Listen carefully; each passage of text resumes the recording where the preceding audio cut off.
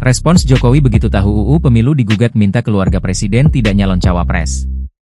Mantan Presiden Joko Widodo, Jokowi, menanggapi pengajuan gugatan dua advokat meminta Mahkamah Konstitusi, MK, melarang keluarga dari presiden atau wakil presiden menjabat untuk mencalonkan diri sebagai calon presiden dan atau wakil presiden.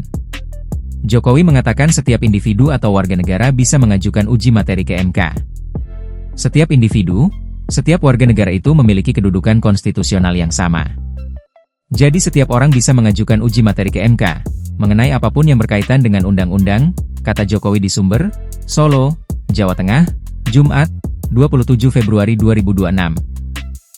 Jokowi mengatakan akan menunggu prosesnya di MK dan menghormati hasil keputusannya. Kita tunggu saja proses di MK.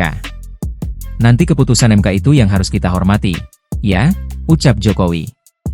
Sebelumnya, dua advokat bernama Raden Nuh dan Dian Amalia mengajukan gugatan terhadap pasal 169 Undang-Undang Nomor 7 Tahun 2017 tentang Pemilihan Umum ke Mahkamah Konstitusi, MK. Gugatan tersebut teregistrasi dengan nomor perkara 81, PUU Siksif, 2026. Keduanya meminta MK melarang keluarga sedarah atau semenda dari presiden atau wakil presiden menjabat untuk mencalonkan diri sebagai calon presiden dan atau wakil presiden. Pemilu yang konstitusional menurut jurdil dan level playing field. Nepotisme adalah perbuatan melawan hukum yang mengutamakan keluarga kroni di atas kepentingan umum, ungkap keduanya dalam kesimpulan gugatan, mengutip dari situs resmi MK, Kamis, 26 Februari 2026. Menurut keduanya, pasal 169 UU Pemilu yang tidak memuat pagar konflik kepentingan membuka opportunity nepotisme, melahirkan presure kekuasaan, dan memfasilitasi rasionalisasi penyimpangan. Menurut pemohon, 169 UU Pemilu membuka pintu kepada pejabat negara yang melakukan praktik nepotisme dalam pemilu.